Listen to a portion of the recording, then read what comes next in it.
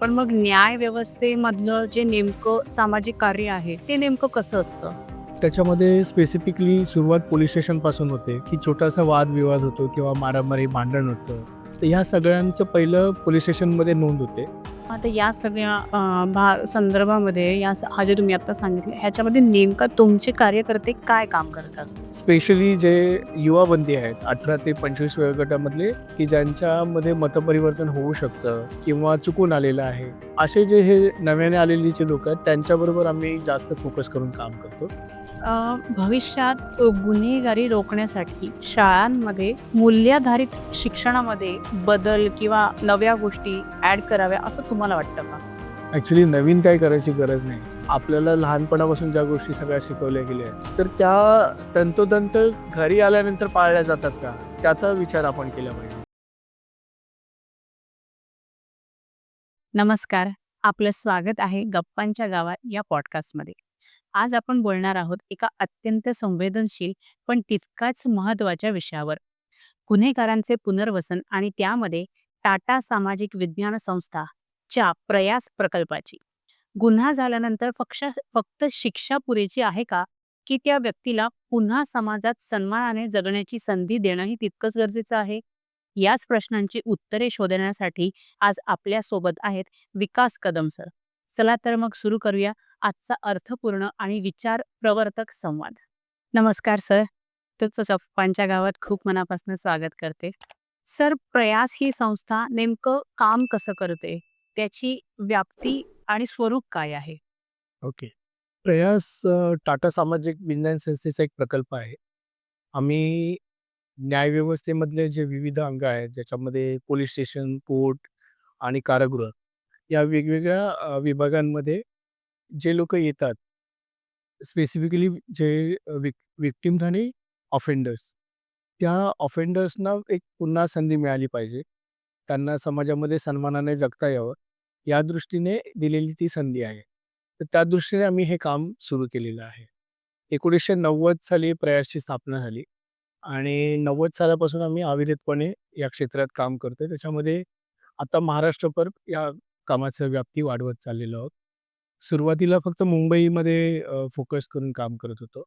आता मुंबई, ठाणे, पुणे, नाशिक, औरंगाबाद, लातूर, नागपूर या सगळ्या जिल्ह्यांच्या जे मुख्य कारागृह आहेत, म्हणजे ज्याला सेंट्रल प्रिझन्स म्हणतात.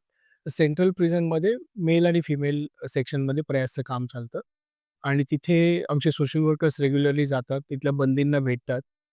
त्यांची माहिती समजून घेतात आणि मग त्यातून कळतं, की त्या त्या व्यक्तीने गुन्हा का केलेला आहे आणि कोणत्या सिच्युएशनमध्ये तो इथपर्यंत पोहोचलेला आहे आणि जर त्याला मदत केली, तर तो समाजामध्ये पुन्हा परत जाऊ शकतो. तर त्या दृष्टिकोनातून आम्ही त्यांना विविध सेवा त्याच्यामार्फत पुरवत असतो. पण मग टाटा इन्स्टिट्यूटचा ह्याच्यात काय रोल आहे? टाटा इन्स्टिट्यूट ही एक अकॅडमिक इन्स्टिट्यूशन आहे आणि तिथे वेगवेगळ्या प्रकारचे विद्यार्थी ट्रेनिंग घ्यायला येतात. तिथे स्पेशलायझेशन्स आहेत वेगवेगळे. त्याच्यापैकी स्कूल ऑफ सोशल वर्कमध्ये centre for criminology and justice या विभागामध्ये प्रयासचं काम येतं, की सेंटर फॉर क्रिमिनॉलॉजी अँड जस्टिसमध्ये क्राईमशी संबंधित जेवढे वेगवेगळे विषय आहेत, म्हणजे लहान मुलांपासून ते वयस्क लोकांपर्यंत आणि बालगृहांपासून ते कारागृहापर्यंत आणि त्याचबरोबर जे व्हिक्टिम्स आहेत, ज्याच्यामध्ये ह्युमन ट्रॅफिकिंगचे व्हिक्टिम्स असतात. तर त्या व्हिक्टिम्सना प्रोटेक्टिव्ह इन्स्टिट्यूटमध्ये ठेवलं जातं, संरक्षण गृहामध्ये. तर त्या महिलांचं पण पुढे जाऊन शोषण होऊ नये, या दृष्टिकोनातून त्या व्हिक्टिम्सच्या ग्रुपबरोबर पण आम्ही काम करतो. पण मेजर फोकस आमचा जे लोकं ऑफेंडर्स आहेत, ज्यांनी अपराधी आहेत, अपराध करून जेलपर्यंत पोहोचलेले आहेत, त्या लोकांबरोबर आम्ही काम करतो. ओके. पण मग न्याय व्यवस्थेमधलं जे नेमकं सामाजिक कार्य आहे, ते नेमकं कसं असतं? न्यायव्यवस्थेमध्ये ज्यावेळी लोकं येतात, त्याच्यामध्ये स्पेसिफिकली सुरुवात पोलीस स्टेशनपासून होते, की छोटासा वादविवाद होतो किंवा मारामारी, भांडण होतं. चोरीचं प्रकरण असेल, किडनॅपिंगचं असेल किंवा एनी टाइप ऑफ ऑफेन्स, की ज्याच्यामध्ये छोट्यात छोटा गुन्हा आणि अगदी रिगरस किंवा ज्याला आपण क्रुएल किंवा क्रूरतापूर्ण केलेला गुन्हा. तर ह्या सगळ्यांचं पहिलं पोलीस स्टेशनमध्ये नोंद होते. Police station first intervention point आहे आणि पोलिसांच्या मार्फत मग नंतर त्या व्यक्तीला कोर्टासमोर हजर केलं जातं. कोर्ट मग त्या व्यक्तीला कोर्ट म्हणजे गुन्ह्याच्या स्वरूपाच्या आधारावरती त्या व्यक्तीला समाजात परत सोडायचं की जेलमध्ये ठेवायचं याचा विचार करतं. परंतु आपल्या न्यायव्यवस्थेमध्ये बेल बट नॉट जेल असं त्याच्यामध्ये म्हटलेलं आहे, की प्रत्येक व्यक्तीला समाजामध्ये राहून सुधारणा होऊ शकते आणि त्याच्यामध्ये बदल केले पाहिजेत.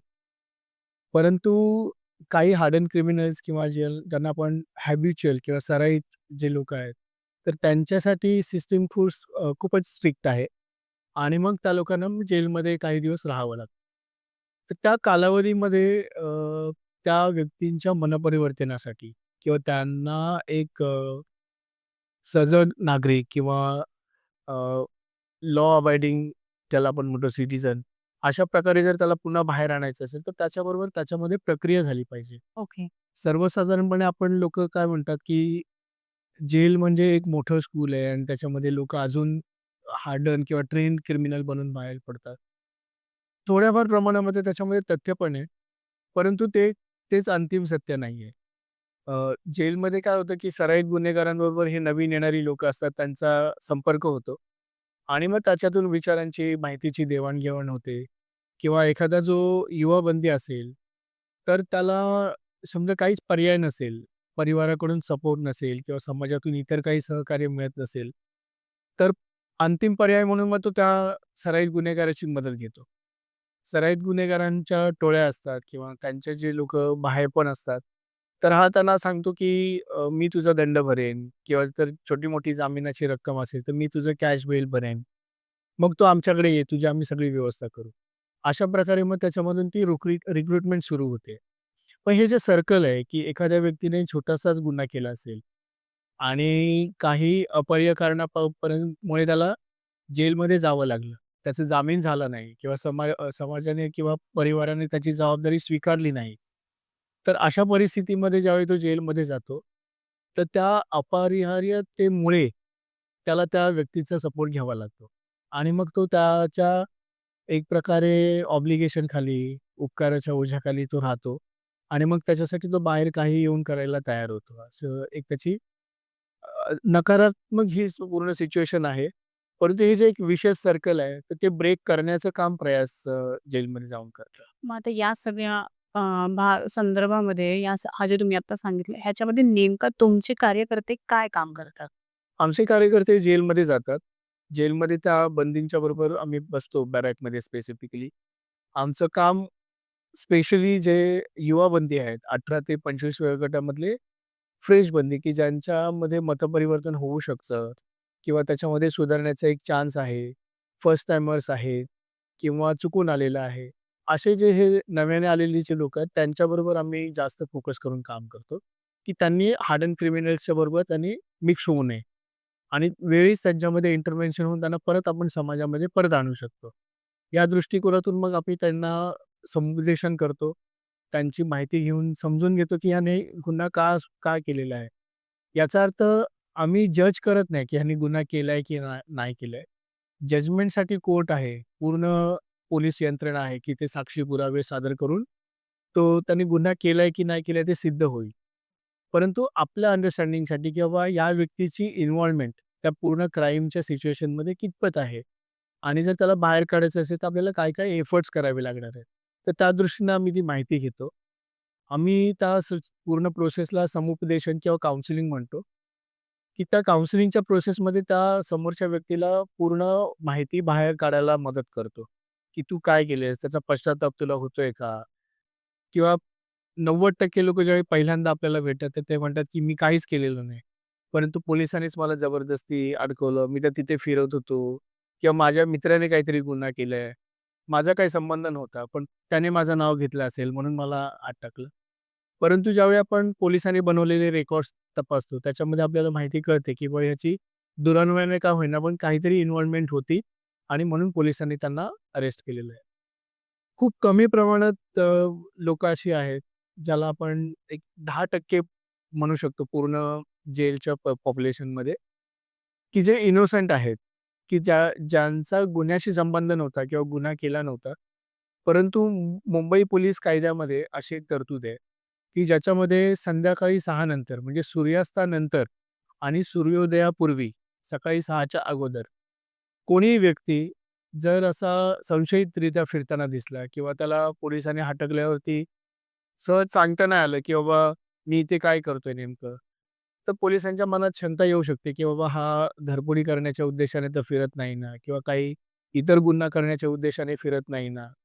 आणि समजा त्याच्यामध्ये गवंडी काम करणारी लोकं आहेत किंवा गॅरेजमध्ये काम करणारी लोकं आहेत, ज्यांचे कपडे अत्यंत मळके असतात किंवा त्यांच्याकडे कामासाठी लागणारे हत्यारं असतात, की पाने असतील, थापी असेल, हातोडी असेल, तर मग त्याचा इंटरप्रिटेशन कधी-कधी, की तो गुन्हा करण्याच्या उद्देशाने फिरत होता का?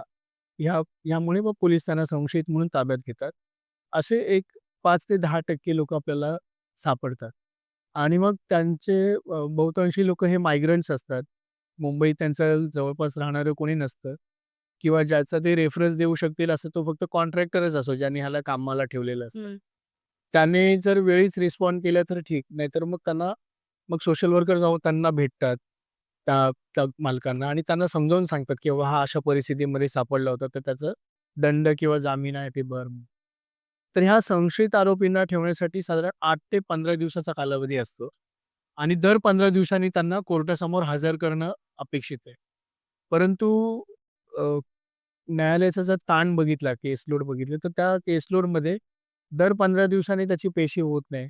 मग कधी फक्त वॉरंटच नेलं जातं, एस्कॉर्ट मिळत नाही.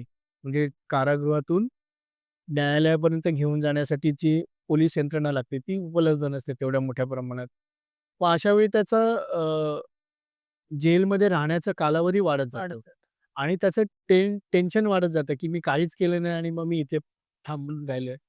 असे जे बंदी आहेत किंवा असे जे युवा बंदी आहेत, की ज्यांनी क्रिकेटच्या मैदानावरती वाद झाला मॅच खेळताना आणि मग एकमेकांचं काय डोकं फोडलं आणि त्यात काही मुलं आली आत.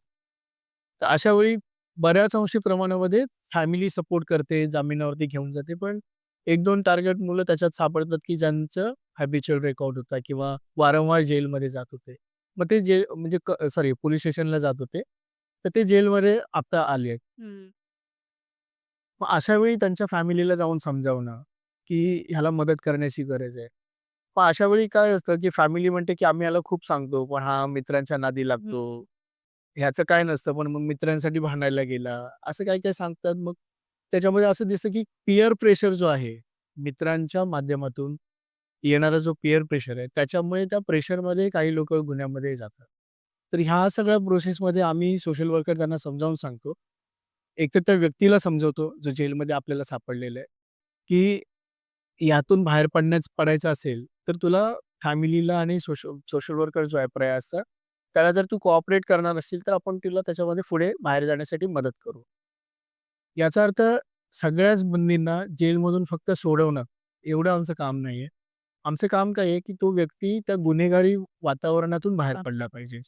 जर तो व्यसनाधीन असेल, तर तो व्यसनाधीनतेपासून बाहेर पडण्याची त्याची तयारी असली पाहिजे. मग अशा वेळी आम्ही त्यांना लीगल एड प्रोव्हाईड करतो. कायदेविषयक मदत देतो. अ, जिथे गरज असेल तिथे आम्ही जे सरकारी लॉयर्स असतात, म्हणजे जिल्हा विधी सेवा प्राधिकरण आहे प्रत्येक जिल्ह्याच्या कोर्टामध्ये. तर त्यांच्यामार्फत आम्ही लीगल एड प्रोव्हाईड करतो. म्हणजे लॉयर त्यांना अपॉइंट करून देतो, की जेणेकरून त्यांचं बेल व्हावं. बेल झालं असेल, तर मग आम्ही परिवाराला कन्व्हिन्स करतो, की तुम्ही ह्याची जबाबदारी घ्या आणि मग आम्ही त्याच्यामध्ये तुम्हाला पार्टनरशिप करू. म्हणजे तो व्यक्ती, त्या व्यक्तीचा परिवार आणि प्रयास असं तिघांच्या मिळून पार्टनरशिपमध्ये त्या व्यक्तीला सुधारण्यासाठी, मदत करण्यासाठी आपल्याला काम करावं लागतं. जिथे परिवार नसतो, अशा वेळी प्रयासचं काम दुपटीने वाढतं. म्हणजे मग त्या व्यक्तीची राहण्याची व्यवस्था करावी लागते, शेल्टर होममध्ये वगैरे.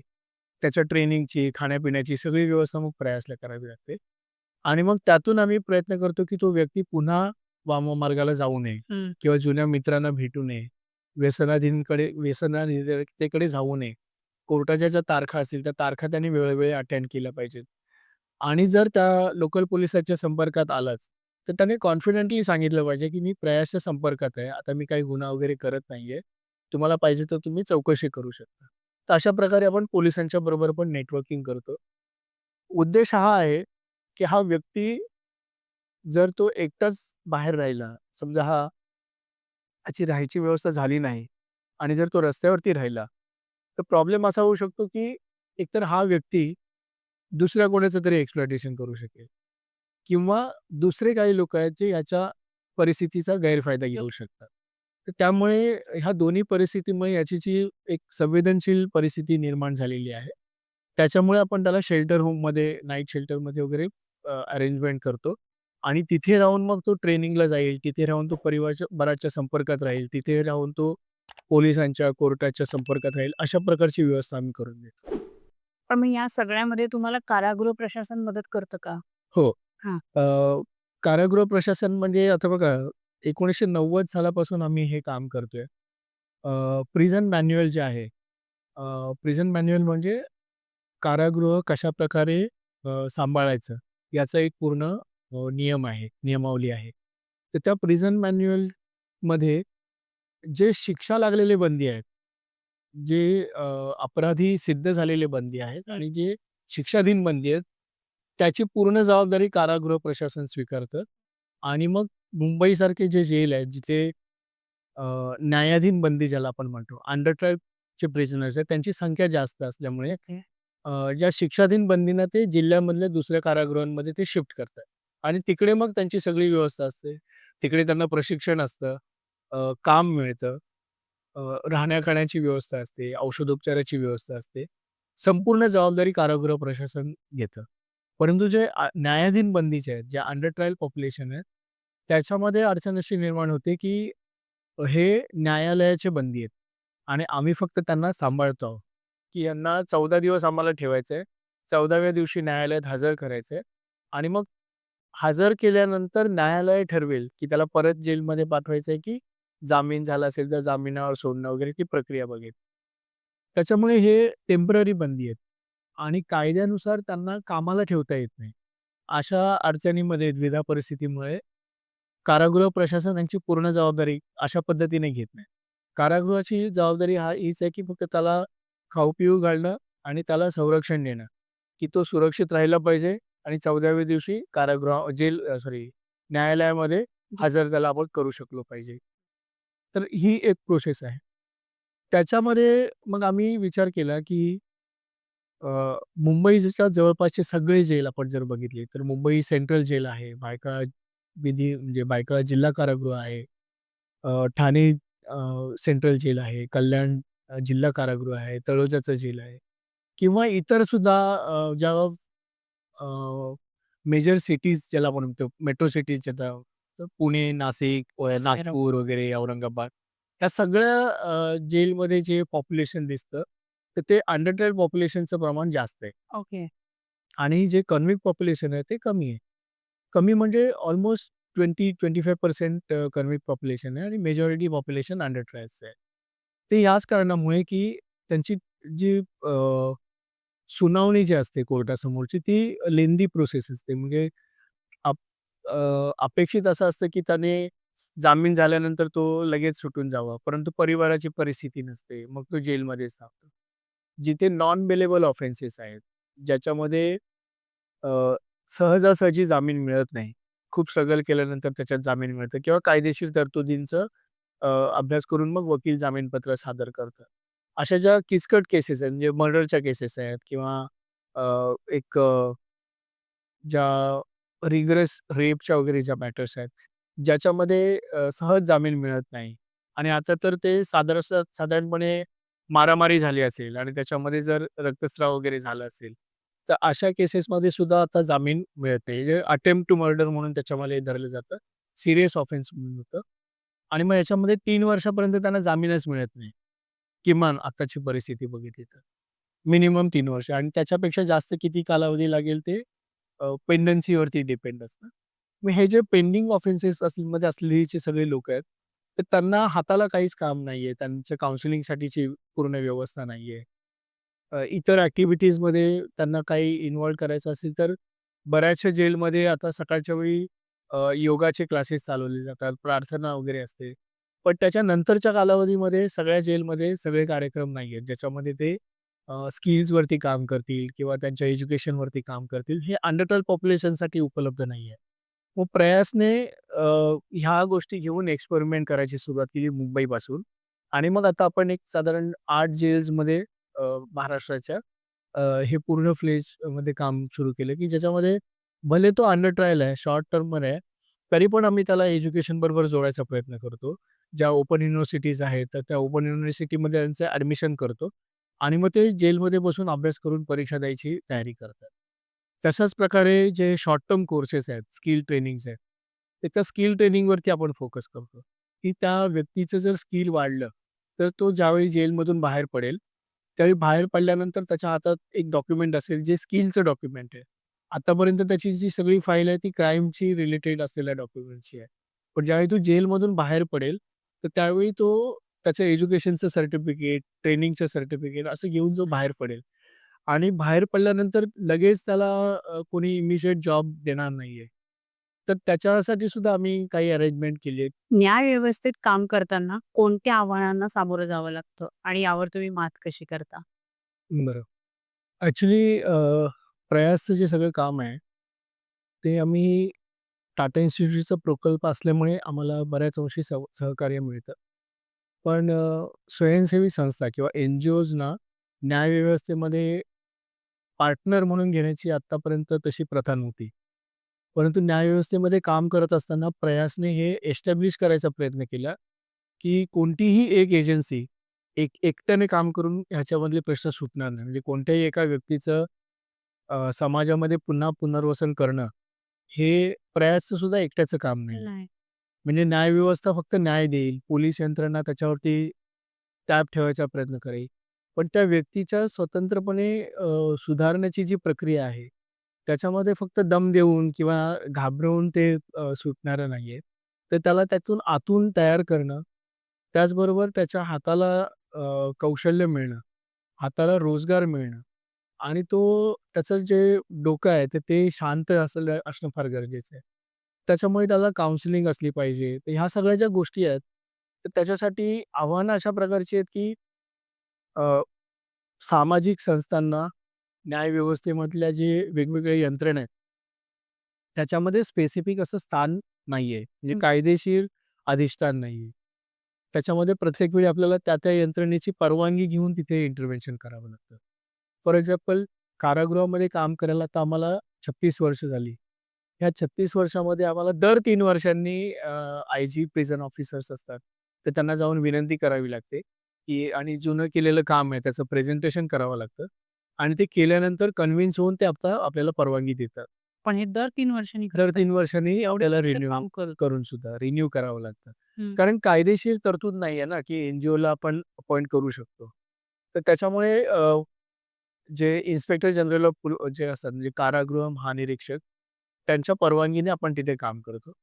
आता प्रयासचा फायदा असा आहे, की मागच्या 30-36 वर्षामध्ये सातत्याने काम करत असल्यामुळे ऑलमोस्ट सगळ्या जेलमधले जे ऑफिसर्स आहेत किंवा जे स्टाफ आहेत, ते बदली होत असतात वेगवेगळ्या ठिकाणी.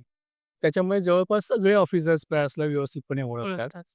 त्यानंतर आय-जी प्रिझन्स जे असतात ते सॉरी डी-आय-जी रँकपर्यंतचे जे ऑफिसर्स आहेत, ते प्रिझन ऑफिसर्समधूनच प्रमोशन होऊन ते झाले. पुढे आलेले असतात.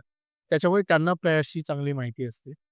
आत्ता मागच्या एक 10-15 वर्षामध्ये अ, महानिरीक्षकांची जे पद आहे, ते पोलीस यंत्रणेतून येतं.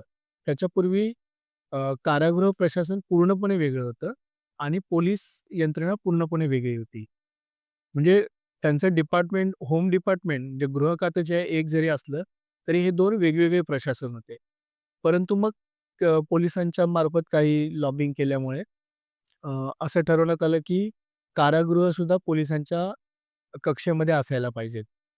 कारण कारागृह हे करेक्टिव्ह इन्स्टिट्यूशन आहे आणि पोलीस यंत्रणा ही तपास यंत्रणा आहे. हं. Investigating yes. यंत्रणा आहे. त्यांनी अरेस्ट करणं, इन्क्वायरी करणं आणि एव्हिडन्स गोळा करणं अशी ती प्रक्रिया आहे. आणि करेक्शन जे आहे ते पूर्णपणे त्याच्यापासून वेगळं आहे, की त्यातून जस्टिफिकेशन झाल्यानंतर भले तो व्यक्ती अ, गुन्हा सिद्ध झाल्यानंतर आरोपी म्हणून सिद्ध झाला, तर त्याच्यानंतरची प्रक्रिया ही करेक्शनकडे जाते, की त्याला त्याच्यामधून सुधार झाला पाहिजे हं. आणि त्या सुधारणेतून त्याला पुनर्वसनाची संधी मिळाली पाहिजे. ही प्रक्रिया पुढची झाली. तर त्याच्यामध्ये जर पोलीस यंत्रणा जर आली, तर पोलीस यंत्रणा त्याच्याकडे सातत्याने संशयाने बघत राहील आणि मग ते एन्क्वायरी होतं. होत राहील. अशा दृष्टीने त्याच्याकडे आम्ही बघतो. तरी पण आता कायद्याने ते मान्य केले आणि ते अ, पोलिसांचे जे आय-जी लेव्हलचे जे पद आहेत, ते आता कारागृहाच्या मार्फत पुढे सरकतात. त्याच्यामुळे आय-जी प्रिझन्स जे पद आहे, ते आता पोलिसांच्या मार्फत भरलं जातं आणि पोलिसांच्या देखरेखीखाली मग बाकी कारागृह प्रशासन काम करतं.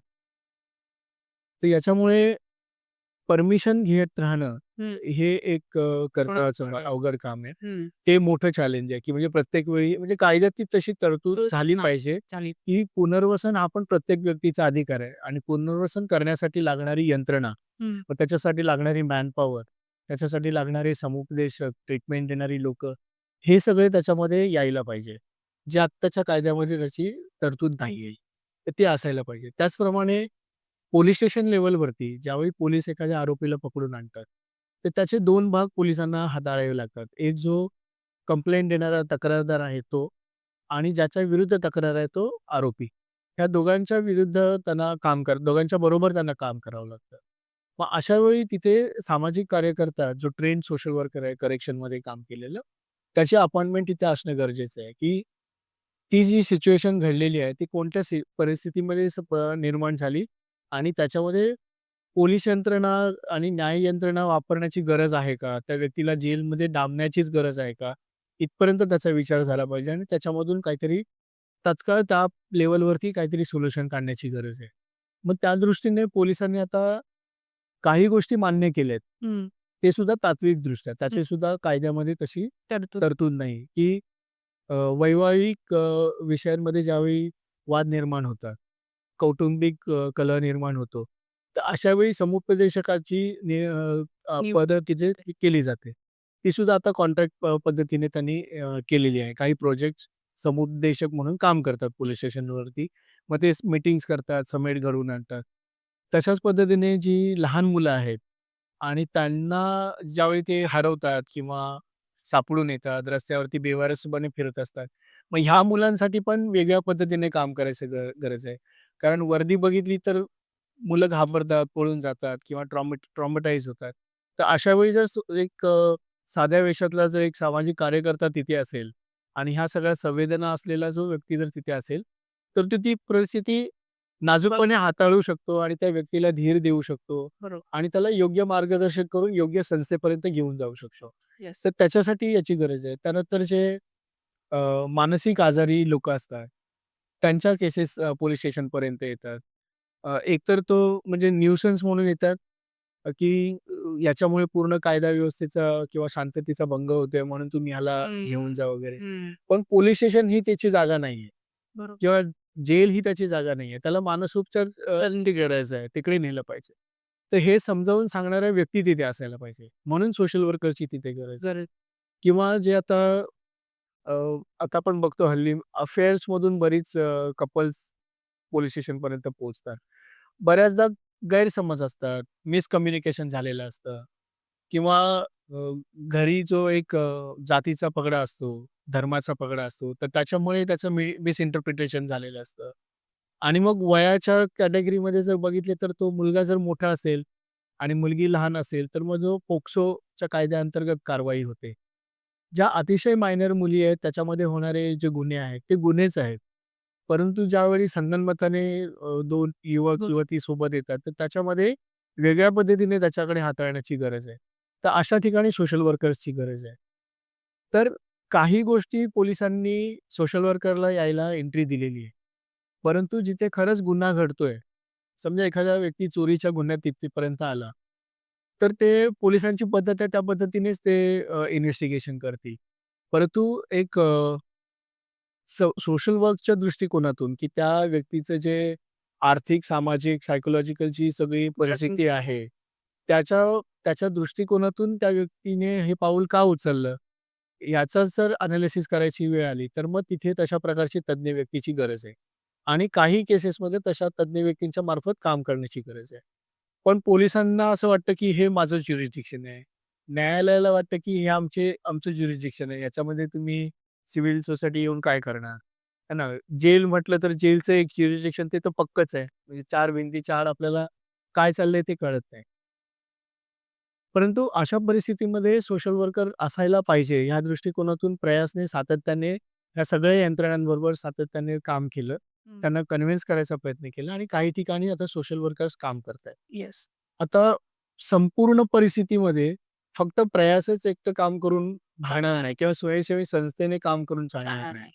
तर प्रयास हा एक प्रयोग आहे, की अशा प्रकारच्या सिस्टममध्ये सोशल वर्करच्या भूमिकेचं महत्त्व आहे, हे पटवून देण्यासाठी आम्ही हे काम करतो, की याच्यातून चांगले रिझल्ट्स मिळू शकतात हं. आणि व्यक्तीच्या जीवनामध्ये बदल घडू शकतो.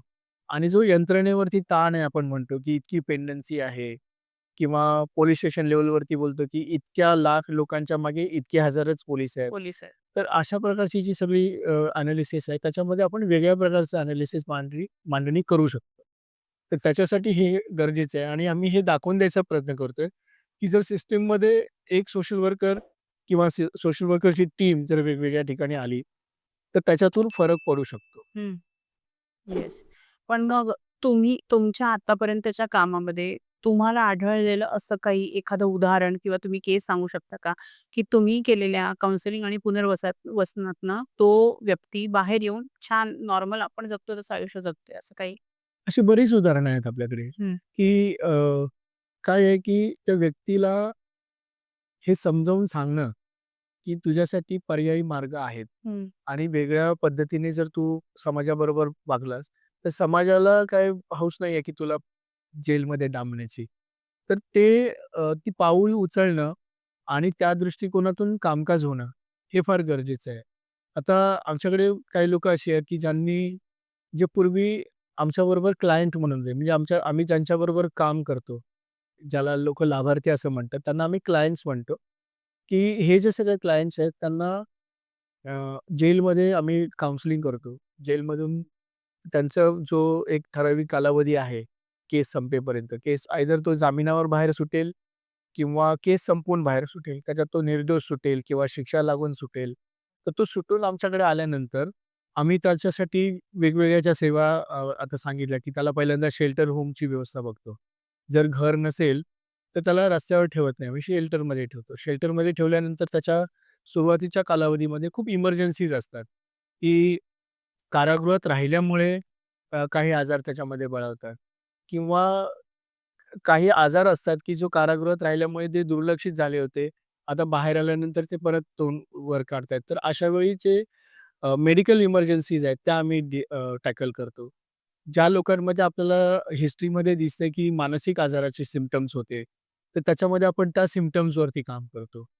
आणि अशा प्रकारे काम करत असताना आम्ही ऑब्झर्वेशन सेंटरमध्ये आणतो. आमचे डे केअर सेंटर्स आहेत वेगवेगळ्या ठिकाणी. तिथे आम्ही त्यांना बोलवतो. तिथे आम्ही ऑब्झर्व्ह करतो, की जेलमध्ये असताना त्याची वर्तणूक कशी होती आणि बाहेर आल्यानंतर त्याची वर्तणूक कशी आहे. कारण कसं आहे, की जेलमध्ये असेपर्यंत त्याला तुमच्याशिवाय दुसरा पर्याय नसतो. म्हणजे सोशल वर्कर हा लास्ट रिसॉर्ट असतो, बरोबर. की जो रोज बाहेर जातो आणि परत जेलमध्ये येतो. आणि मग येताना त्याच्यासाठी आवश्यक असलेली माहिती म्हणजे परिवार कसा आहे, कुशाळी वगैरे, कोर्टाच्या तारखेची प्रगती काय आहे, त्याच्याबद्दलची माहिती, हे बाहेर जाऊन परत आणून देणारा तो सोशल वर्करच असतो. त्याच्यामुळे तो त्याचं सगळं म्हणणं ऐकत असतो. तुम्ही जे काही सांगाल त्याला तो होच म्हणतो.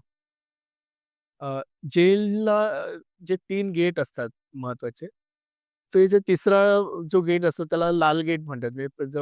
म्हणजे कोइन्सिडन्स असेल म्हणा किंवा त्यांच्या नियमावलीत असेल जेलच्या, सगळ्या जेलमध्ये एक लाल गेट असतं आणि त्या लाल गेटच्या बाहेर गेल्यानंतर तो व्यक्ती काय करेल याचा कोणीच भरोसा नाही देऊ शकत. म्हणजे तुम्ही केलेल्या सर्व्हिसेसमुळे तुमच्याकडे परत यावं अशी तुमची 100% अपेक्षा असते. पण तो ड्रॉप आउट सुद्धा होऊ शकतो, की तुम्ही आतमध्ये होता, तुमचं काम होतं म्हणून तुम्ही केलं. बरोबर. आहे ना, आता मी बाहेर आहे, आता मी बघू शकतो. मी चांगले निर्णय घेईन. तो असं नाही सांगून जात, की ना आता मी माझा सूडच उगवणार आहे किंवा बाकी काय. पण तो मी माझं लाईफ जगू शकतो. आता मला तुमचं इंटरफिअरन्स नको. नकोय. हां, म्हणजे मी इंटरफिअरन्स शब्द वापरतोय, की तसं नकोय. म्हणजे अशा पद्धतीने पण बोलणारी लोकं आपल्याला भेटतात. पण प्रयास अशा दृष्टीने काम करतं, की जेलमध्ये आलेला प्रत्येक व्यक्ती, त्याला मदतीची गरज आहे आणि त्या बाहेर सुटल्यानंतर त्याच्यामध्ये बदल घडणार आहे. ह्या उद्देशाने आम्ही काम करतो आणि जे लोकं मग सुटल्यानंतर प्रयासमध्ये येतात, त्यांना मग आम्ही सगळ्या सर्व्हिसेस देतो. मग त्याच्यामध्ये शेल्टर आहे, परिवाराबरोबर सोबत जोडणे आहे, मेडिकल इमर्जन्सीज ट्रीट करणं आहे. जर ते घरी राहत असतील, आणि जर त्यांना खाण्यापिण्याची पण आबाळ असेल, तर अशा वेळी त्यांना सुरुवातीच्या 3 महिने आम्ही स्वतः रेशन भरून देतो संस्थेमार्फत. जेणेकरून त्याच्यावर अशी पाळी येऊ नये, की घरी ब्रेड नाहीये म्हणून मग त्याच्यासाठी मला चोरी करावी लागेल किंवा त्याच्यासाठी मला गुन्ह्यात जावं लागलं. तर ह्या सगळ्या ज्या इमर्जन्सीज डील करण्याचं कारण हे आहे, की कोणीही व्यक्ती त्याला असं कारण मिळू नये, की त्याच्या मूलभूत गरजाच पूर्ण नाही झाल्या. म्हणून तो त्या क्राईमपर्यंत गेलाय.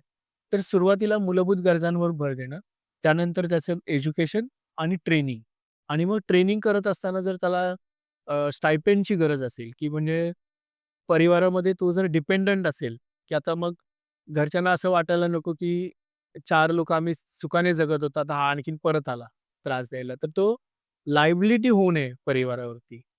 तर त्या दृष्टीने आम्ही प्रयत्न करतो, की हा मुलगा ॲसेट म्हणून कसा जाईल परिवारामध्ये आणि मग तो परिवाराचा पण रिस्पॉन्स त्याच्या दृष्टीने कसा सुधारणात्मक होईल, या दृष्टीने आपण बघतो, की परिवारामध्ये कॉर्डियल रिलेशनशिप डेव्हलप झाली पाहिजे, की एकमेकांना समजून घेणारी आणि एकमेकांना पूरक अशी ती व्यवस्था असली पाहिजे.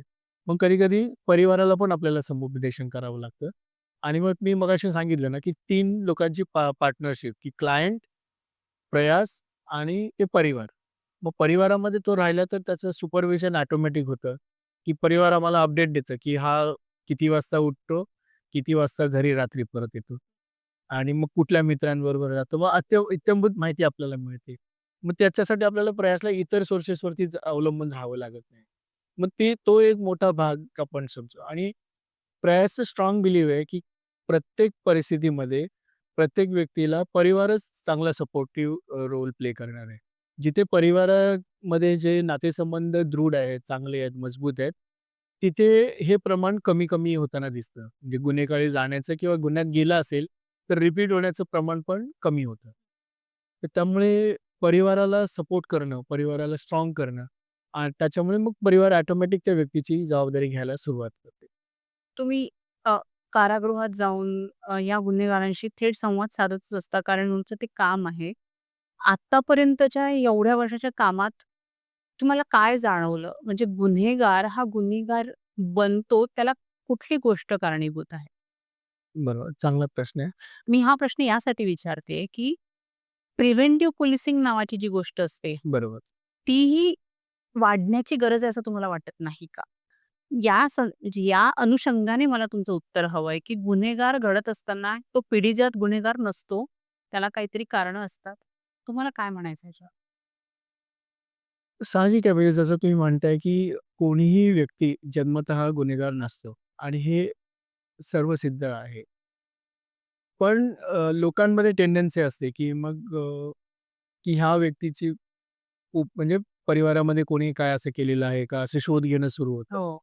तर ते फार चुकीचं आहे. म्हणजे काय होतं, की कोणीही व्यक्ती अ, ज्यावेळी तो म्हणजे आम्ही ज्या क्लायंट्स बरोबर काम करतो, त्याच्यामध्ये आम्ही स्टेजेस बघितल्या, की तो व्यक्ती पहिल्यांदा परिवारापासून दुरावतो. म्हणजे पूर्ण तो डिटॅच होत नाही, परंतु घरामध्ये वेळ घालवण्याचा जो वेळ आहे, तो कमी-कमी होत जातो. म्हणजे तो फार कमी वेळासाठी घरी येतो. म्हणजे आपण म्हणतो ना, की कधी-कधी आई त्यांना दरडावून म्हणते सुद्धा, "हे काय हॉटेल आहे का? किंवा गेस्ट हाऊस आहे का? की तू फक्त जेवायला आणि झोपायलाच येतोस?" तर हे जे आहे ना, हे जिथे कमी असतं, तिथे म्हणजे जर तो मुलगा घरात जास्त वेळ घालवत असेल, तर तो पिअरमध्ये जास्त जाणार नाही, मित्रांमध्ये जास्त जाणार. मित्रांमध्ये गेला तर तो कोणत्या मित्रांमध्ये जातो? अभ्यास करणाऱ्या मित्रांबरोबर जातो किंवा आपण बघतो, की प्रत्येक वस्त्यांमध्ये मंडळं असतात, सांस्कृतिक मंडळं हं. असतात, अभ्यास मंडळं असतात. त्यांच्यामध्ये हा जातो, की नाही हा चौकामधल्या टपरीवरती तिथे टवाळक्या करत उभा असतो. आहे ना, येणाऱ्या-जाणाऱ्यांची छेडछाड करणं वगैरे. मग हे सिम्प्टम्स दिसायला सुरू होतात. म्हणजे पोलिससुद्धा पेट्रोलिंगमध्ये बघतात, की कोणती मुलं टपरीच्या बाहेर उभी राहून गुटखा खातायत किंवा सिगारेट ओढतायत किंवा कोणाची टिंगल-मस्करी करतायत, त्यांच्यावरती त्यांची नजर जास्त असते. जी मुलं मंडळाची कामं करतात किंवा सा सांस्कृतिक काही कामांमध्ये गुंतलेली आहेत, त्या मुलांना जास्त पोलिसांचा त्रास होत नाही. मग ह्या मुलांना जास्त होतो. कारण ही मुलं हळू त्यांच्यापासून दुरावत जातात. त्यांच्या काही सवयी असतील किंवा मित्रांमध्ये मिळणारं जे ट्युनिंग आहे, ते ट्युनिंग जमत नाही. म्हणजे पहिल्यांदा तो मुलगा शाळेतून म्हणजे आपल्या घरातून थोडा ड्रॉपआउट होतो. शाळेतून ड्रॉपआउट होतो. शाळेतून म्हणजे त्यांनी अर्धवट शिक्षणच अर्धवट सोडेल तो. सतत नापास होणं किंवा अभ्यासात लक्षच न लागणं. आय-क्यू कमी असेल किंवा त्याची शिकण्याची कपॅसिटी कमी असेल. काहीतरी कारणं असतील ज्याच्यामुळे तो शाळेतून पण हळू कमी होतो. शाळेतून कमी झाल्यानंतर तो शाळेत जाणारी जी त्याची इतर शाळेतली मित्र आहेत, वस्तीतली मित्र आहेत, त्यांच्याबरोबरचा पण संपर्क तुटत जातो. कारण शाळेतली मुलं शाळेच्या गप्पा मारणार ह्याच्याकडे विषय वेगळाच असतो. त्याच्यामुळे मग हा जे बाहेर अ, जे हँगआउट करणारी जी लोकं आहेत, त्यांच्याबरोबर जास्त याचा वावर सुरू होतो आणि मग हे हळू-हळू ड्रॉप आउट होत तो एका बाउंडरीपर्यंत जातो. म्हणजे वस्तीमध्ये किंवा कम्युनिटीमध्ये आपण असं बघाल, की एक ग्रे एरिया असतो. हो. म्हणजे तो टोटली क्राईम पण नसतो आणि तो टोटली टोटली वस्तीत पण नसतो. आहे ना? असं मध्येच कुठेतरी असतो आणि तो व्यक्ती ह्या मुलाचा पाय एक तिकडे असतो, एक इकडे इकडंच. असतो. येस. आणि मग इकडून पूल करणारे फॅक्टर्स कमी पडतात. परिवाराकडून, शाळेकडून, वस्तीतून आणि मग तो स्लिप होतो आणि तो त्या गँगमध्ये कधी सामावून जातो समजत नाही आपल्याला. तिकडे प्रलोभन जास्त असतं. प्रलोभनं जास्त असतात, व्यसनाधीनता असते. लक्झरी म्हणता येत नाही, पण लक्झरी असते. हो. आमिष तर दाखवतात. आमिष असतात. हं. त्याच्यामुळे तो तिकडे खेचला जातो. हे म्हणजे एक प्रोसेसमध्ये आपण ज्यावेळी बघतो ना, तर त्याच्यामधून आपल्याला असं दिसतं, की कोणीही व्यक्ती घरातून बाहेर पडला आणि गुन्हेगार झाला असं होत नाही. असं होत नाही. हे फार कमी आहे. म्हणजे ज्या रोड ॲक्सिडेंटच्या केसेस आपण बघतो किंवा व्हेइकल त्याने बेदरकारपणे चालवली आणि मग तो आला गुन्ह्यात वगैरे किंवा मारामारीच झाली एखाद्या कारणामुळे आणि आले. असं फार कमी प्रमाण आहे आणि ते लोकं मग अ, त्याच्यात टिकत नाहीत. त्यांना सपोर्ट सिस्टम असते, ते त्याला परत घेऊन जातात. प्रयास गुन्हेगारांच्या पुनर्वसनासाठी इतकं सुंदर काम करते, बरोबर? मला थोडा वेगळा प्रश्न असा विचारायचा आहे. छोट्या-छोट्या गल्ल्यांमध्ये जिथे वस्ती असते किंवा जिथे कम्युनिटीज ज्या असतात, काम करतात किंवा दुसऱ्यांच्या घरीचे काम करतात किंवा बरं. सगळी समहाऊ स्ट्रेट एक्झाम्पल सांगते, माझ्या घरची मेड. मग तिच्या नवऱ्याला एक गाडी येते घ्यायला आणि तो मोठा माणूस कोणी बड्या बापाचा बेटा आहे. तो गाडीत गांजा आणतो, याला गाडीमध्ये बसवतो आणि घेऊन जातो. आता हा तिथे का जातो? कारण घरात असलेली परिस्थिती, गरिबी, पैसा नाही. बरोबर. प्रयास इतका जीवाचा आकांतांडव करून ह्या लोकांना वाचवण्याचा प्रयत्न करतंय. पण मग शासनाने किंवा पोलीस यंत्रणेने इतक्या सहज गांजा उपलब्ध होतोय, इतक्या सहज ड्रग उपलब्ध होतंय, याच्यासाठी काम करणं असं बरोबर वाटत नाही का तुम्हाला? केलं पाहिजे असं वाटत नाही का? करायला पाहिजे. व्यसनाधीनतेवरती हं. ॲक्चुअली बरीच लोकं खूप मोठ्या प्रमाणावरती काम करतायत. प्रयासने एक स्पेसिफिक हा टार्गेट ग्रुप ठरवलाय. त्याचं कारण असं आहे, की तुम्ही जे उदाहरण दिलं त्या व्यक्तीला जर आता आम्ही बाहेर जाऊन असं बोललो, की तुला आम्ही वेगळं पर्याय देऊ किंवा काय, तर फर्स्ट अटेम्प्टमध्ये तो एक्सेप्टच करणार नाही, की मी असं काय करतोय. मी करून झालंय. माझं करून झालंय. एक्सेप्ट. एक्सेप्ट नाही करणार. कारण म्हणजे नॅचरली कोणालाही व्यक्तीला असं नाही वाटत, की मी काही गुन्हा करतोय किंवा चुकीचं हे करतोय. तर त्याच्यामुळे प्रॉब्लेम असा होतो, की ही सिच्युएशन एक स्टिग्मा देणारी येस, सिच्युएशन आहे, येस. की म्हणजे ते एक्सेप्ट करणं फार मोठी गोष्ट आहे. ज्याने एक्सेप्ट केलं, तो त्याच्यातून सहज बाहेर निघू शकेल. पण तो एक्सेप्ट करणाराच जो व्यक्ती आहे, की मी करतोय ते चुकीचंच करतोय आणि मला हे योग्य नाही वाटत आहे. हे जोपर्यंत त्या व्यक्तीला वाटत नाही, तोपर्यंत तो त्याच्यातून निघणं कठीण आहे. आम्ही ह्या लोकांना तिकडे कॉन्टॅक्ट करतो जेलमध्ये. अच्छा. हां, समाजाच्या दुसऱ्या भागामध्ये. कारण इथे ते आपल्या काउंटरमध्ये येत नाहीयेत, नाही. कॉन्टॅक्टमध्ये येत नाहीयेत. कारण पोलीस पेट्रोलिंग करतात. हं. रोज रात्री 10-12 लोकांना तरी घेऊन येतात. सकाळी चार्जशीट करून सोडतात किंवा चार्ज मारून सोडतात. अशा प्रकारचं होतं. पण हीच लोकं जर सोशल वर्करने राउंड अप करायचा प्रयत्न केला, तर त्याच्यामध्ये ते नाही येणार. हं. हा हं. हा मोठा प्रश्न आहे. कारण त्यावेळी त्यांना एकतर कायद्याचा धाक मिळालेला नसतो, पहिली गोष्ट. दुसरी गोष्ट अशी आहे, की जोपर्यंत पकडला जात नाही, तोपर्यंत तो गुन्हेगार नसतो. अगदी बरोबर. हा एक मोठा अडचणीचा विषय. त्याच्यामुळे आपण समाजात जर लोकांना कॉन्टॅक्ट करून पिकअप करायचा प्रयत्न केला, तर फार कमी त्याच्यामध्ये रिस्पॉन्स आहे. आम्ही शाळांमधून वगैरे प्रयत्न केलं होतं, की जिथे वस्तीमध्ये ड्रॉपआउट्सची संख्या जास्त आहे. तर त्या मुलांना भेटून आपण आपल्या प्रोग्राम्समध्ये आणायचं वगैरे. पण त्याच्यामध्ये पण ड्रॉपआउटचा रेट हाय आहे. त्याच्यामुळे मग आम्ही ह्या लोकांना जेलच्या आतमध्ये जिथे त्यांनी पोलिसांनी कारवाई करून तुम्हाला तिथपर्यंत घेऊन आलेत. म्हणजे काहीतरी त्याच्यामध्ये तुमचं कनेक्शन होतं. आणि मग आता आपल्याला जर ह्याच्या परिस्थितीतून बाहेर पडायचं असेल, तर आपल्याला काय करता येणं शक्य आहे? मग त्या दृष्टीने आम्ही त्याच्यामध्ये काम करतो. तर ते हे एक प्रकारचं प्रिव्हेंटिव्हच काम आहे. हं. परंतु ते एखादी घटना घडल्याच्या नंतर आपल्याला करावी लागते. त्याच्या आधी आपल्याला नाही करता येत. येस. तर ते अडचण आहे. हं. गुन्हेगारांचं पुनर्वसन केल्यानंतर जेव्हा ते मुख्य प्रवाहात येतात, आपल्यात येतात आणि आपल्यासारखं जगू पाहतात. बरं. पण आपण समाज म्हणून त्यांना सामान्य माणूस म्हणून अशी वागणूक देत नाही. मग याच्यासाठी आम्ही सामान्य नागरिकांनी काय केलं पाहिजे? खूप मोठी जबाबदारीचा हा प्रश्न आहे. म्हणजे मला सांगताना वाईट वाटतं, की आर-बी-आय क्वार्टर्समध्ये राहणारा मुलगा, एम-ए सेकंड इयरला शिकणारा, अनावधानाने किंवा घरच्या म्हणजे एकटाच मुलगा, घरी कोणीच नाही, दिवसभर आणि त्यावेळी तर मोबाईल वगैरेची पण व्यवस्था नव्हती.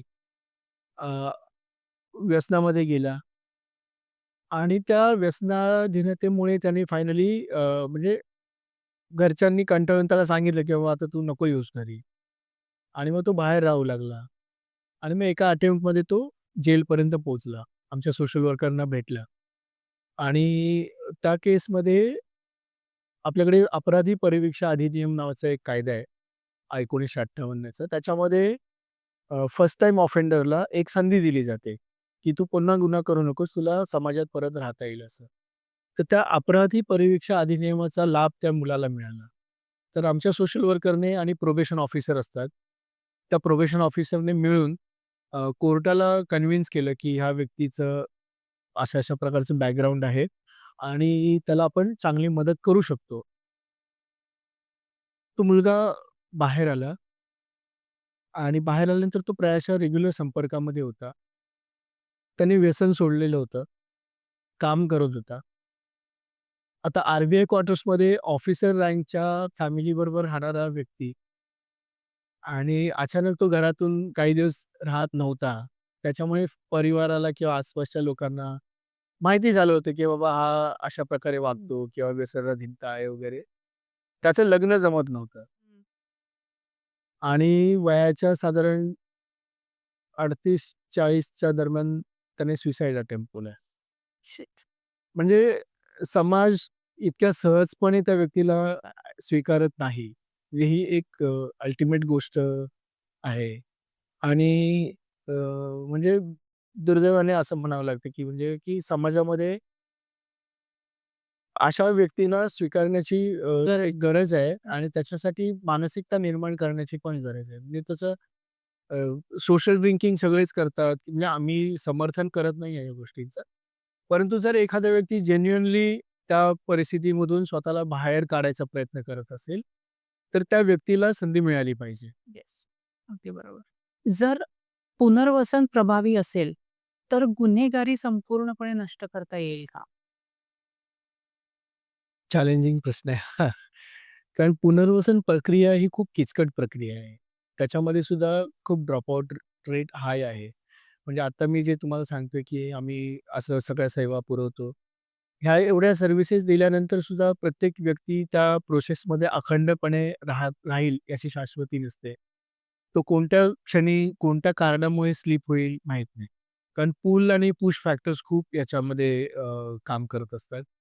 आणि आत्ताच्या ह्या एकदम ग्लोबलायझेशनच्या जमान्यामध्ये जर आपण बघितलं, की म्हणजे चंगळवाद ज्याला आपण म्हणतो, तर तो इतका फोफावलेला आहे, की त्याच्यामुळे अ, मेहनत करून, कष्ट करून आपण आपलं जीवन जगू शकतो. हे ह्या क्षेत्रातल्या लोकांना समजावून सांगणं म्हणजे खूपच चॅलेंजिंग आहे. म्हणजे त्यांनी खूप निगेटिव्ह गोष्टी बघितलेल्या असतात. त्यांनी प्रचंड मोठ्या प्रमाणावरती पैसा बघितलेला असतो. या मुलांनी पण म्हणजे जे ऑफेंडर्स आहेत त्यांनी पण आणि ज्या व्हिक्टिम्स आहेत ह्युमन ट्रॅफिकिंगच्या त्यांनी सुद्धा. तर त्याच्यामुळे त्यांना ती ग्लोरी दिसते, तो पैसा दिसतो. पण त्याच्यामधले रिस्क फॅक्टर त्यांना दिसत नाही. पण त्याच्यामुळे मग आम्ही त्याच्यावरती जास्त काम करतो, की त्यांना प्रत्येक वेळी असलेल्या रिस्क फॅक्टर्सची जाणीव करून देतो. आणि त्यातूनही जर त्यांनी ठरवलं, की नाही मला रिस्कच घ्यायची आहे, तर त्याच्यामध्ये आपल्याकडे कायदेशीर तशी काही तरतूद नाहीये, की बाबा त्यांनी ठरवलंय, की मला हेच काम करायचं, तर तुम्ही त्याला जेलमध्येच डांबा, असं नाही हं. आपण म्हणू शकत. त्याच्यामुळे प्रयोग करत राहणं आणि ह्या व्यक्तींना सातत्याने समजावून सांगत राहणं, हे एक काम आहे. त्यामुळे हे एक जे पॉप्युलेशन आहे, जे आत्ता तुमच्या टप्प्यामध्ये आहे, ज्याच्याबरोबर तुम्ही काम करताय, ते त्या रिस्क फॅक्टरपासून दूर होतील सुद्धा. परंतु त्यांच्या मागून येणारी जी नेक्स्ट सेकंड जनरेशन आहे, अ, एक फॅक्टरीच आहे ना ती, की म्हणजे रॉ मटेरियल आता अजून आहे समाजामध्ये. तर ते आपण कसं सीज करणार आहोत? बरोबर. त्याच्यासाठी आपल्याला खूप मोठी यंत्रणा करेक्ट. करावी लागेल. त्याच्यासाठी म्हणजे आम्ही अशी थिअरी मांडतो, की जशी गुन्हेगारी क्षेत्रामध्ये किंवा ट्रॅफिकिंगच्या क्षेत्रामध्ये किंवा ड्रग्सच्या क्षेत्रामध्ये हं. अ, त्यांची जाळी असतात. त्यांचं नेटवर्क असतं आणि ते खूप पॉवरफुल नेटवर्क असतं. ते ब्रेक करणं इतकं ईझी नसतं. तसंच नेटवर्क आपल्याला समाजामध्ये बनवावं लागेल, की आपली मुलं त्या आपल्या नेटवर्कच्या बाहेर नाही पडली पाहिजेत. हं. त्या त्या जो आपण मगाशी तुम्हाला सांगितलं, की ग्रे एरिया असतो, ती ग्रे लाईन क्रॉस नाही केली केली पाहिजे आपल्या पाहिजे. लोकांनी. तर त्याच्या दृष्टीने आपण काय-काय करू शकतो ते सगळं आपल्याला करायला लागेल. त्याच्यासाठी मग ते शैक्षणिक व्यवस्था आहे, प्रशिक्षणाच्या व्यवस्था आहे, प्रशिक्षण झाल्यानंतर जॉब मिळण्याची जी प्रक्रिया आहे, ह्या सगळ्या ज्या गोष्टी आहेत, तर त्या इफेक्टिव्हली स्टेप बाय स्टेप होणं, वेळच्या वेळी होणं ते गरजेचं आहे हं. असं मला वाटतं. पुनर्वसनामध्ये शिक्षा कमी आणि समुपदेशन जास्त असावं असं तुम्हाला वाटत नाही का? येस. हं. म्हणजे आपल्या ज्युडिशियल सिस्टमचा किंवा जी शिक्षा देण्याची जी सिस्टम आहे, त्याच्यामध्ये त्यांचं प्रिन्सिपल मूळ हेच आहे म्हणजे की सूड हा त्याच्यामधला भाग नाहीये, की ज्या व्यक्तीने गुन्हा केलाय त्याला पश्चात्तापाची भावना झाली पाहिजे आणि त्या पश्चात्तापामधून त्यांनी त्याच्यामधून सुधारणा घडवून आणली पाहिजे आणि पुन्हा त्या मार्गाला तो गेला नाही पाहिजे.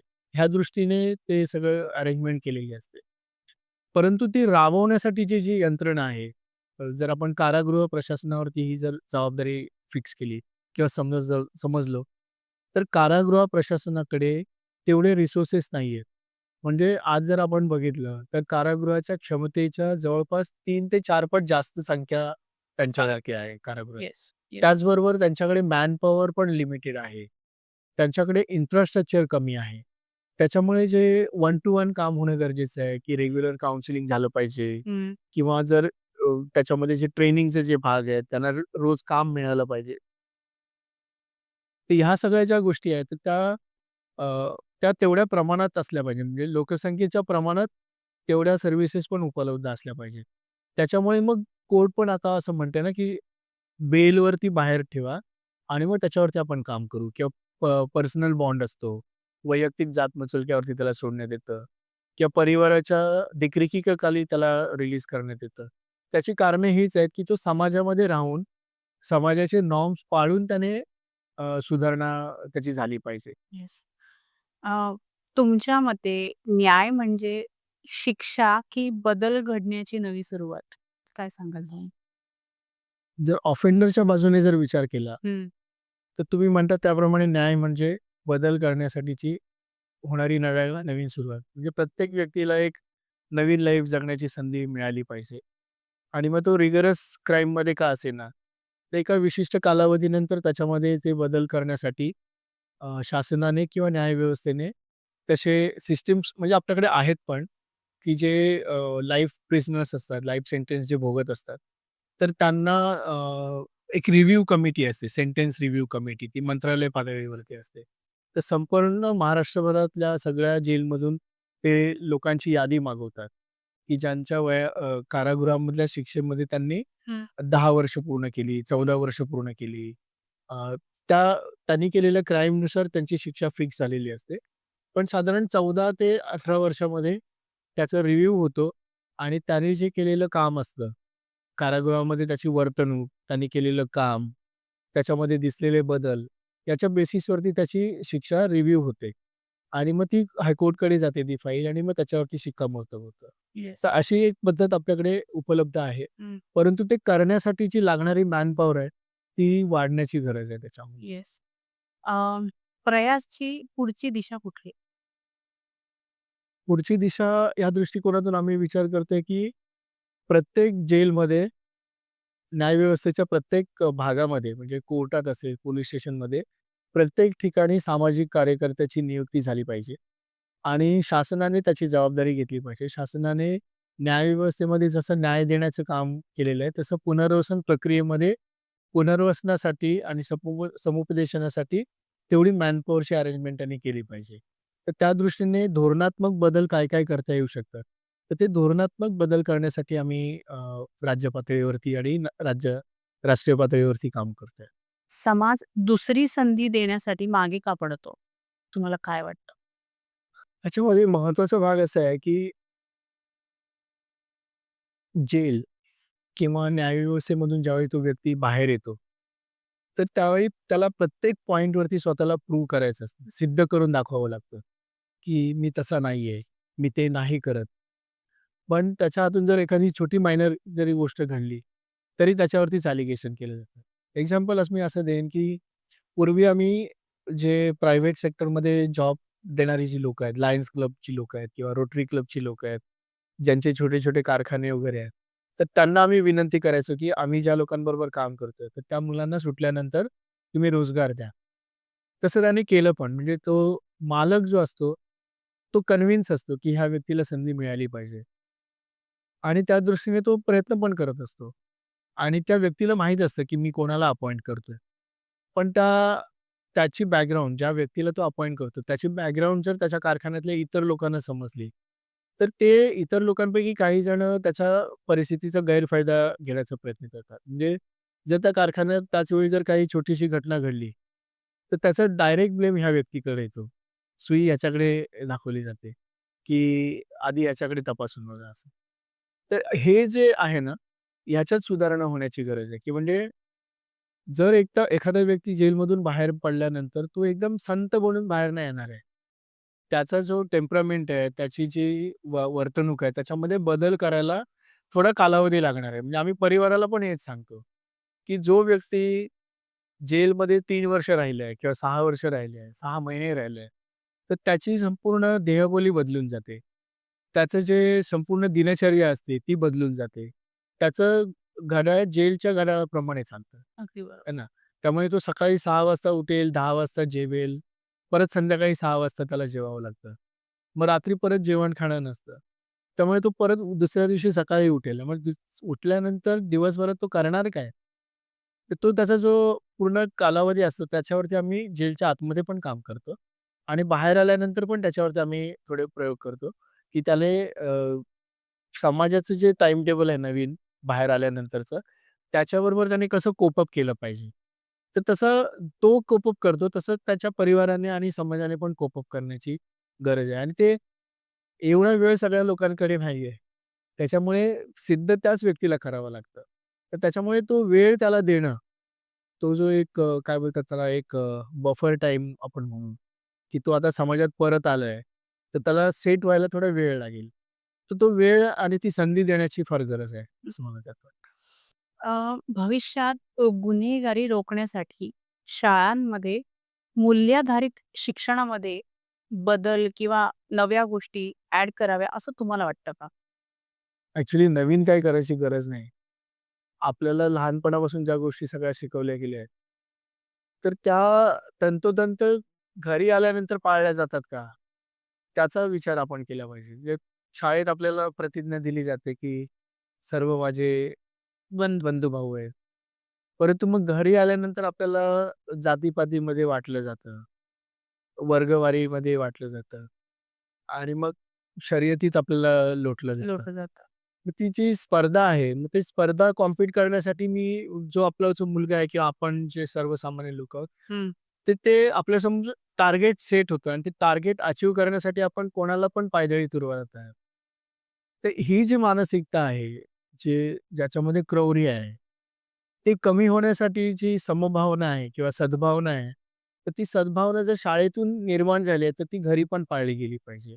मग घरी आपण एक वेगळं चित्र करतो आणि शाळेतलं वेगळं चित्र आहे. म्हणजे शाळेतलं मूल्य शिक्षण जे आहे, ते अतिशय उत्तम आहे, चांगलंच आहे.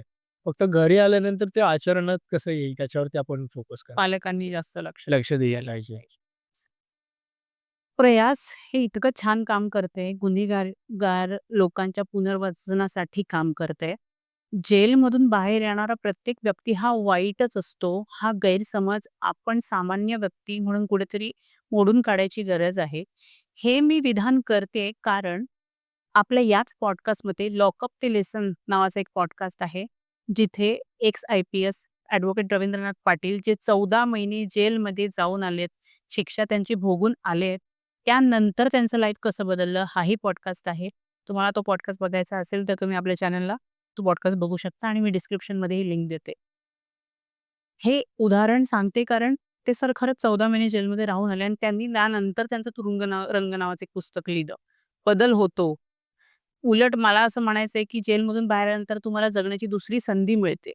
फक्त ती संधी तुम्ही कशा पद्धतीनं वापरायची हे तुम्हाला ठरवता आलं पाहिजे. तर या पॉडकास्टचा शेवटचा प्रश्न. तुमच्या मते न्याय म्हणजे काय? न्याय म्हणजे ज्याच्यावर अन्याय झालेला आहे आणि ज्याने अन्याय केलेला आहे, याच्यामध्ये समेट घडवून आणणं. या दोघांमध्ये समतोल असला पाहिजे. म्हणजे मला माझ्यावर अन्याय झाला आणि मला न्याय मिळाला म्हणजे मी जिंकलो असं होत नाही आणि मला न्याय मिळाला नाही म्हणजे मी हरलो असा त्याचा अर्थ होत नाही. तर हे न्यायालयाने आणि सर्वसामान्य नागरिकांनी सुद्धा हे लक्षात ठेवायला पाहिजे, की न्यायालय ही एक प्रक्रिया आहे, प्रोसेस आहे आणि त्याच्यामध्ये अ, ज्यावेळी एकाला न्याय मिळतो, त्यावेळी दुसऱ्याच्या मनात जी सुडाची भावना निर्माण होते, ती भावना कशी निर्माण होणार नाही, याच्यावरती फोकस चा करायला पाहिजे. कारण प्रत्येक व्यक्ती जो गुन्हा करतो किंवा गुन्ह्यामध्ये अडकलेला असतो, त्याला त्याचं जस्टिफिकेशन असतं, की मी का केलं हे? न म्हणणं तसं असतं तर मी नसतं केलं येस. किंवा माझ्याकडून चुकून झालं अशा पद्धतीने. पण तो गुन्हा गुन्हाच आहे आणि न्यायालयाला त्या चौकटीमध्ये ते बघायचं आहे.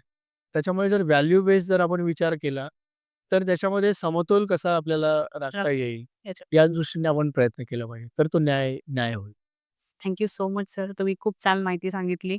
खूप चांगला इनिशिएटिव्ह घेऊन प्रयास काम करताय. तुमच्या पुढील वाटचालीसाठी आमच्या पॉडकास्टकडून तुम्हाला खूप खूप शुभेच्छा. Thank you so much. Thank you.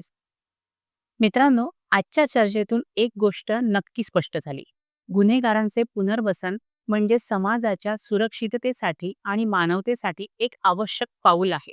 आजच्या सत्रात आपल्याला मौल्यवान मार्गदर्शन दिल्याबद्दल विकास कदम सर यांचे मनापासून आभार. जर तुम्हाला हा एपिसोड आवडला असेल तर नक्की लाईक करा, शेअर करा आणि आमच्या चॅनलला सबस्क्राईब करा. तुमच्या प्रतिक्रिया आणि प्रश्न आम्हाला कमेंटमध्ये जरूर कळवा. पुन्हा भेटूया एका नव्या विषयासह आणि नव्या विचारांसह. तोपर्यंत नमस्कार.